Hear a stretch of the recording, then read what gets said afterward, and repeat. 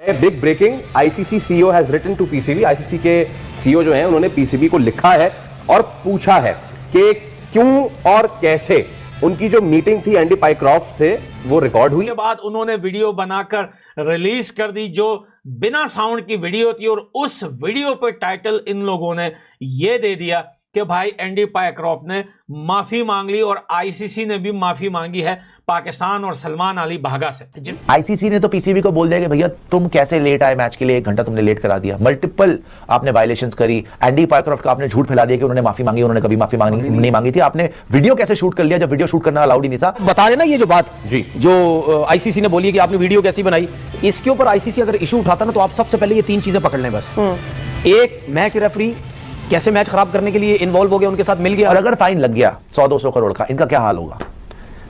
ये तो सुबह से शाम तक नाचेंगे, जो रेवेन्यू मिलना था वो भी नहीं मिलेगा, इनकी हालत खराब हो जाएगी। सो पाकिस्तान के अब पहले भी बुरे दिन थे, अब और बुरे दिन आने वाले हैं। और जय शाह वहां पे बैठा हुआ है। इसमें आपको पता है कि collateral expenses damages US 12 million से 16 मिलियन डॉलर पीसीबी को देना पड़ेगा बॉयकॉटिंग का। वाह, 12 से 16 मिलियन डॉलर यानी मैच ना खेलने का। अब अना बचाओ या पर वीडियो चुपके से रिकॉर्ड की गई थी जिसका साउंड म्यूट किया गया था, और इन्होंने क्लेम किया था कि एंडी पाइक्रॉफ्ट ने जो अपोलोजाइज किया है, लेकिन भैया आज पीसीबी बहुत गंदे तरीके से फंस गई है। 10 मिलियन के आसपास का फाइन पाकिस्तान को लग सकता है। अगर ये क्रिकेट बोर्ड आउट हो जाता तो पाकिस्तान की क्रिकेट को बहुत नुकसान होना था। वो क्या नुकसान होना था, वो मोटी बात तो ये है कि आपको Asia cup, Asian cricket council में भी आपके खिलाफ आईसीसी ने लोग खड़े कर देते थे, आप फारग हो जाते। इसी तरीके के साथ आप आईसीसी आपको पेनल्टी लगा देता। इंडियन क्रिकेट कंट्रोल है यानी कि आईसीसी, मैं उसको इंडियन क्रिकेट कंट्रोल कहता हूं, इसलिए कि वहाँ हर चीज जो है वो इंडिया की है। तकरीब के प्रेजेंटर का ताल्लुक भी भारत से, आईसीसी चेयरमैन का ताल्लुक भी इंडिया से, बीजेपी की पूरी हिंदुत्वा पॉलिसी जो है, पूरी एक नजरियात जो है वज़ीर दाखिला अमित शाह के साहबजादे, जिस तरह आपने दुरुस्त फरमाया, ऑल दिस इज हैपनिंग। मगर आप करेंगे क्या? रेगुलेटरी बॉडी जब अगर इन्फ्लुएंस्ड है, what can you do? Pakistan एक बेकारी कौम है, बिलखुसूस ये जो हुकूमत है ये सारे के सारे बेकारियों के ऊपर मुश्तमिल है।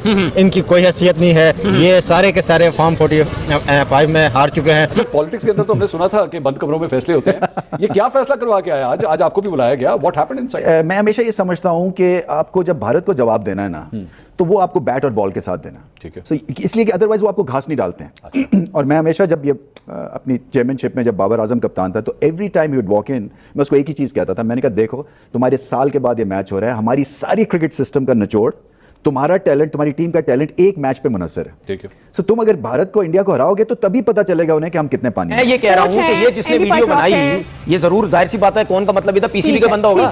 तो क्या वो बेवकूफ होंगे जाके वीडियो बनाएंगे? उनको पता नहीं होगा यार बेकारी। आगे चल यार, आगे चल, आगे चल।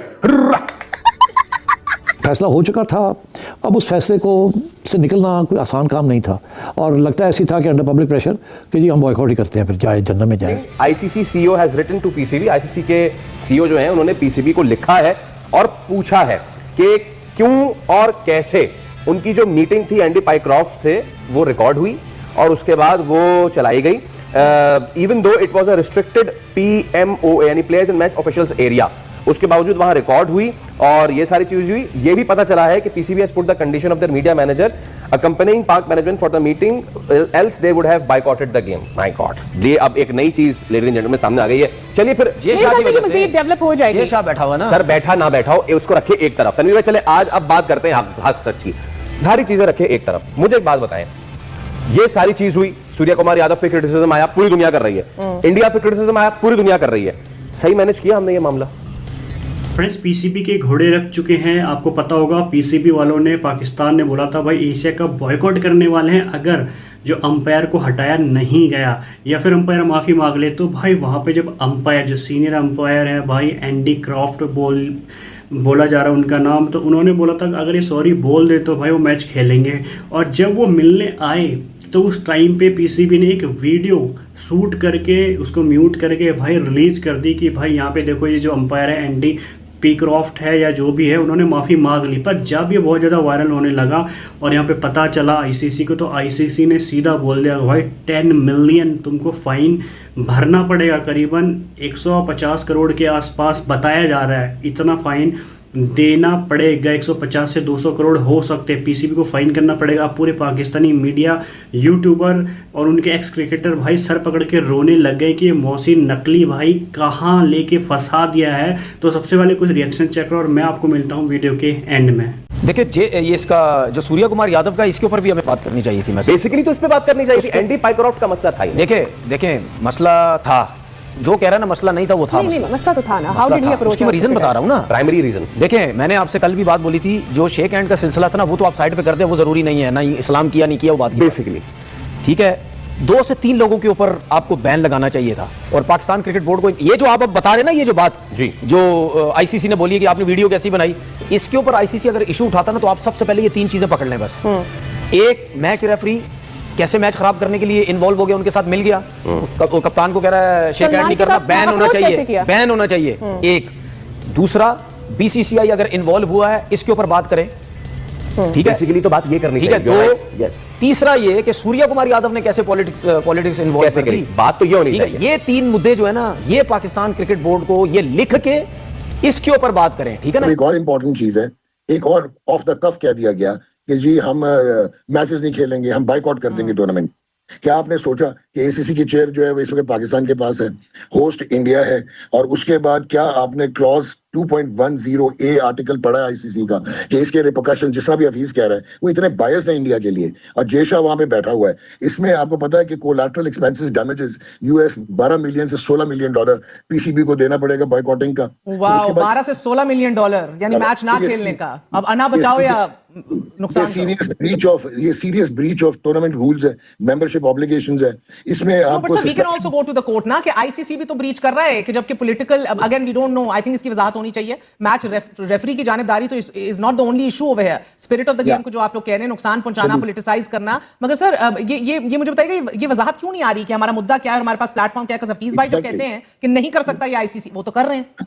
और मैं भी कह रहा हूं कि नहीं कर सकता, लेकिन आगे भी सुन लें, suspension from future tournaments, forfeiture of matches और reduction of your ICC share and fee, ये इंप्लीकेशंस हो सकती हैं ऑफ बाइकॉटिंग दिस टूर्नामेंट। ये है कि ये एक ऐसी क्राइसिस थी जिसमें पाकिस्तान का बहुत नुकसान होने जा रहा था, क्योंकि पाकिस्तान ने पीसीबी ने एक मौक़िफ़ इख्तियार कर लिया था कि हम बॉयकॉट कर देंगे अगर आईसीसी ने माफ़ी ना मांगी या इन्वेस्टिगेट ना किया।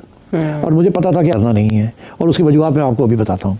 अब ये एक फैसला हो चुका था, अब उस फैसले को से निकलना कोई आसान काम नहीं था, और लगता ऐसी था कि अंडर पब्लिक प्रेशर कि जी हम बॉयकॉट ही करते हैं, फिर जाए जन्नत में जाए एशिया कप भी और जन्नत में जाए आईसीसी भी। अच्छा, मेरा हमेशा ये मौक़िफ़ रहा है कि अपना मौक़िफ़ ज़रूर दें, लड़ें, कानूनी तौर पे लड़ें, मगर इंटरनेशनल अरीना छोड़ना नहीं है।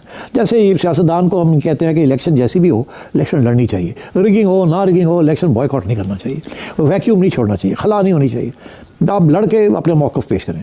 तो that has always been my फ़लसफ़ा, और इसीलिए we are still in the game.